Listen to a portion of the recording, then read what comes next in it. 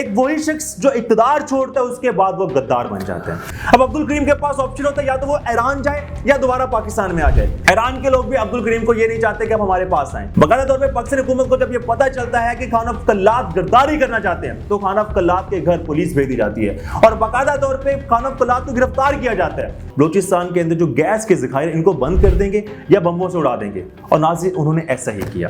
کہ ہمیں پاکستان سے پہلے مشرقی بنگال، پنجاب، سندھ اور خیبر پختونخوا باقاعدہ طور پہ برطانوی حکومت کے کنٹرول میں تھے۔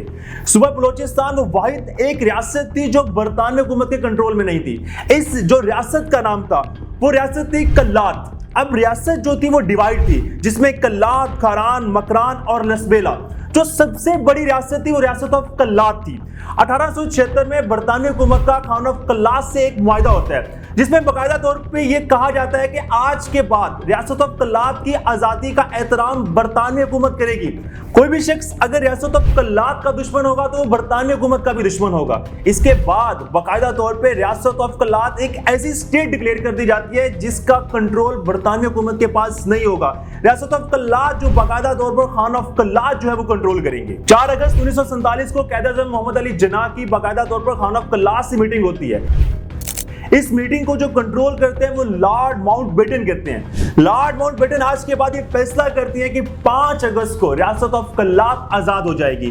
اب ریاست آف قلات کے پاس 2 آپشن ہیں، یا تو وہ پاکستان کے ساتھ ضم ہو جائے یا وہ ایک الگ ریاست ڈکلیئر کرے۔ تو خان آف قلات یہ فیصلہ کرتے ہیں کہ آج کے بعد ہم پاکستان کے ساتھ ضم نہیں ہوں گے، ہم اپنی ایک الگ ریاست بنائیں گے۔ 5 اگست 1947 کو ریاست آف قلات آزاد ہو جاتی ہے۔ قائد اعظم محمد علی جناح خان آف قلات سے دوبارہ ملاقات کرتے ہیں اور وہ یہ کہتے ہیں کہ آپ پاکستان کے ساتھ ضم ہو جائیں، لیکن خان آف قلات یہ فیصلہ کرتے ہیں کہ میں اپنی قوم سے سب سے پہلے پوچھوں گا کہ میری قوم کیا چاہتی ہے۔ دسمبر 1947 کو خان آف قلات باقاعدہ طور پہ پارلیمنٹ میں ایک اجلاس منعقد کرتے ہیں جس میں باقاعدہ طور پہ یہ بتایا جاتا ہے کہ ریاست آف قلات پاکستان کا ساتھ دے گی یا اپنی الگ سے اسٹیٹ ڈکلیئر کرے گی۔ 14 دسمبر 1947 کو ایک متفقہ قرارداد منظور ہوتی ہے جس میں باقاعدہ طور پہ یہ بتایا جاتا ہے کہ ریاست آف قلات پاکستان کا صرف دوستی کے طور پہ ساتھ دے گی۔ آج کے بعد ریاست آف قلات جو ساتھ دے گی وہ اپنی ایک الگ اسٹیٹ ڈکلیئر کرے گی۔ برطانوی حکومت باقاعدہ طور پہ ایک ایسا پلان دیتی ہے کہ وہ کبھی بھی یہ نہیں چاہتی تھی کہ بلوچ قوم اکٹھی ہو۔ انہوں نے بلوچ قوم کو ڈیوائڈ اینڈ رول والا فارمولا یوز کیا۔ آدھے بلوچ لوگ افغانستان میں چلے گئے، آدھے بلوچ لوگ ایران میں اور آدھے بلوچ لوگ پاکستان میں آ گئے۔ اس کے بعد پاکستانی حکومت نے فیصلہ کیا کہ جو ڈفرنٹ اسٹیٹ ہیں ان کے ساتھ نیگوشیٹ کیا جائے، ان کو سمجھایا جائے۔ باقاعدہ طور پہ یہ ایک موٹیو رکھا گیا کہ پوری دنیا میں 2 ہی ایسے ملک ہیں جو مذہب کے نام پہ بنے، ایک اسرائیل اور دوسرا پاکستان۔ پاکستان واحد ایک ایسا ملک ہے پوری دنیا میں جو اسلام کے نام پر بنا ہے، اور باقاعدہ طور پہ ان اسٹیٹ کو یہ کہا گیا کہ آپ پاکستان کے ساتھ ضم ہو جائیں۔ جو دوسری اسٹیٹ تھی کھاران، مکران اور لسبیلا، یہ باقاعدہ طور پہ پاکستان کے ساتھ ضم ہو جاتے ہیں۔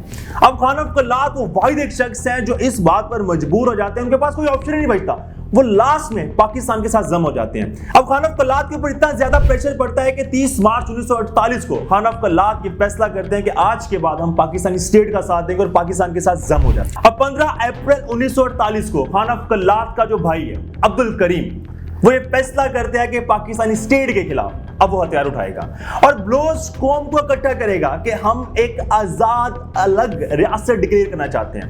اب عبد الکریم بلوچ قوم کو بار بار یہ سمجھاتے ہیں کہ اگر ہم پاکستان کے ساتھ الحاق نہیں ہوں گے تو ہم اپنی ایک الگ اسٹیٹ ڈکلیئر کریں گے۔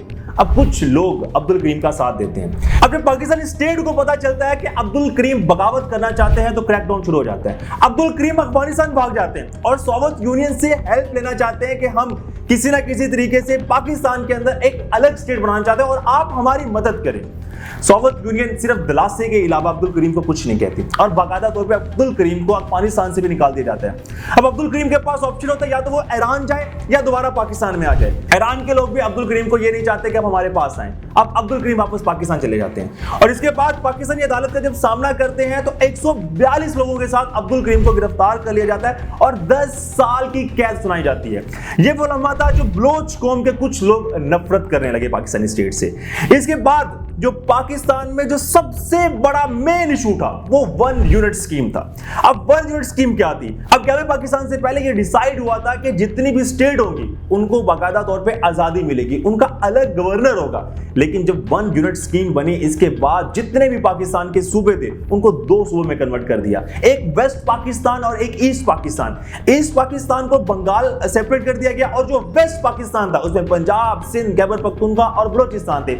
यानी पूरे के पूरे पाकिस्तान को डिवाइड कर दिया और सिर्फ 2 सूबे बना दिए। इसके बाद खान अफ कल्लात ये फैसला करते हैं कि मैं बलोच कौम के पास दोबारा जाता हूं और बलोच कौम को आगाही करता हूं, बलोच कौम को मोटिवेट करता हूं कि आप मेरा साथ दें, हम एक अलग स्टेट डिक्लेयर करेंगे। अब नाज़रीन, बाकायदा तौर पे एक जिरगा बुलाया जाता है। इस जिरगे में तमाम के तमाम सरदार ये फैसला करते हैं कि हम 1 यूनिट स्कीम के खिलाफ हैं, लेकिन हम कभी भी ग्रेटर बलूचिस्तान के खिलाफ नहीं, हम आपका साथ नहीं देंगे ग्रेटर बलूचिस्तान में। तो इसके बाद खान अफ कल्लात के ऊपर क्रैकडाउन शुरू हो जाते हैं।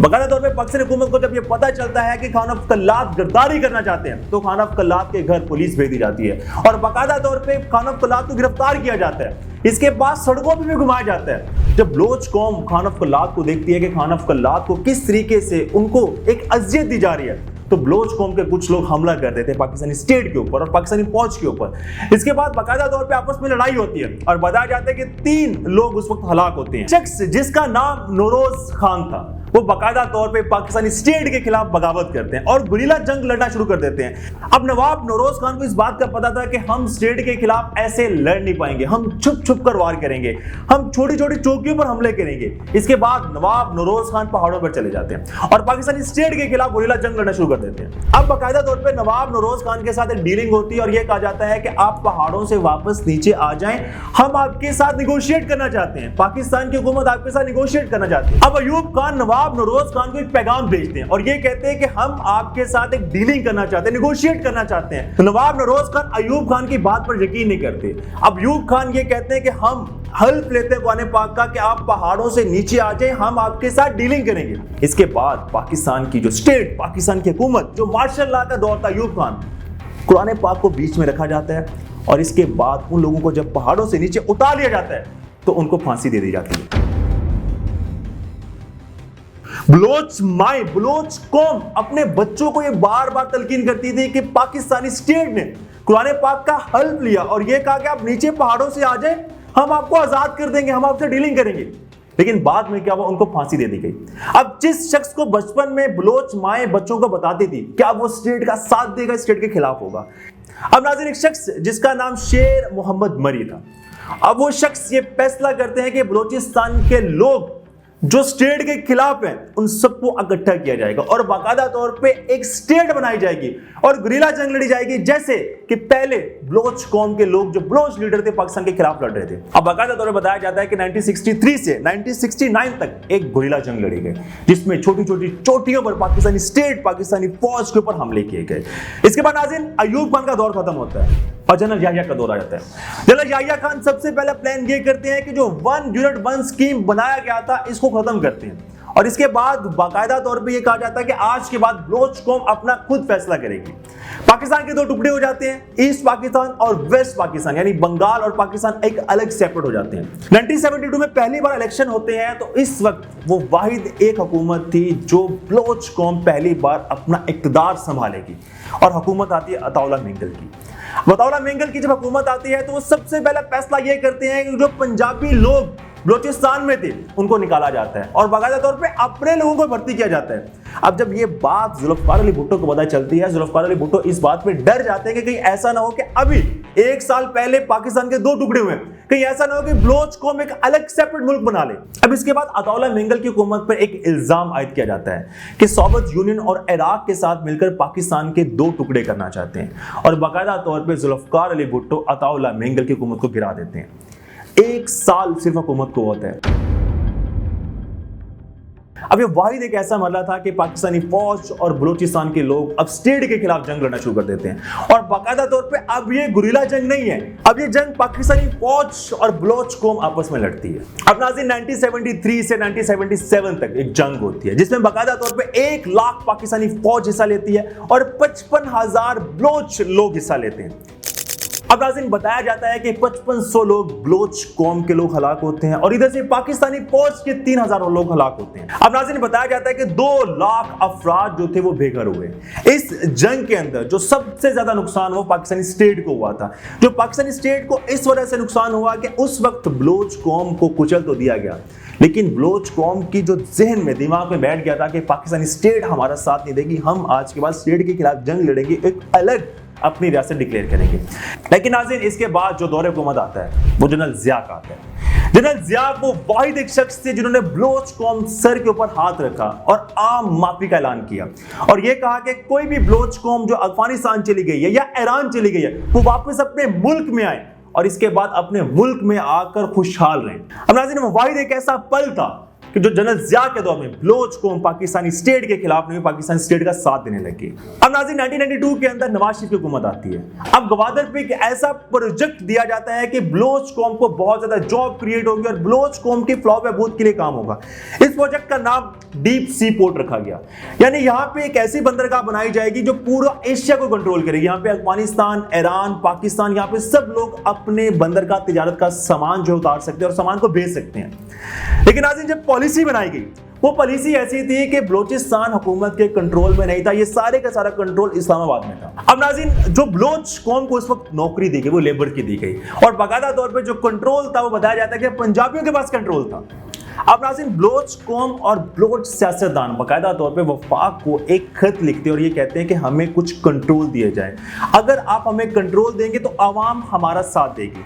लेकिन नाज़रीन आवाम इसके बाद साथ नहीं देती, बाकायदा तौर पे गवादर पोर्ट पे हमले शुरू हो जाते हैं और इतने शदीद हमले होते हैं कि वहां पर काम को रोक दिया जाता है। लेकिन नाज़रीन एक फैक्ट्स उस दौर में बताया जाता है कि वहां पे सिर्फ एक स्कूल था, एक हॉस्पिटल था, इतना बड़ा बलोचिस्तान का सूबा, ना ही तो वहां पे कोई इंफ्रास्ट्रक्चर का साजो सामान था, ना ही वहां पे स्कूल्स, कॉलेजेस, यूनिवर्सिटी कुछ भी नहीं थे। तो सारे का सारा पैसा, जो सारे के सारे रिसोर्स यूज हो रहे थे वो बाकायदा तौर पे पाकिस्तान के दूसरे सूबों में सबसे ज्यादा थे। अब नाज़रीन इसके बाद बलोचिस्तान में गैस प्रोड्यूस होती है, बाकायदा तौर पर पाकिस्तान के हर सूबे में सबसे ज्यादा गैस जाती है, लेकिन बलोचिस्तान को सबसे कम मिलती है। पाकिस्तान के बाकायदा तौर पर आइन में यह लिखा गया है कि जिस सूबे से रिसोर्सेज यूज होंगे सबसे पहले उसका हक है, बाद में दूसरे सूबों का हक है। बलोचिस्तान के साथ यह हुआ कि 83% गैस पूरे पाकिस्तान के पास जाती थी और जस्ट 17% गैस बलोचिस्तान के सूबे पे आती थी। उस वक्त बाकायदा तौर पे नवाब अकबर बुगटी ये पाकिस्तानी स्टेट को कहते हैं कि आप हमें ज़खायर दें, रिसोर्सेज हमारे यूज हो रहे हैं, इंफ्रास्ट्रक्चर हमारा यूज हो रहा है, पूरे पाकिस्तान के पास गैस जा रही है लेकिन हमारे पास गैस नहीं आ रही।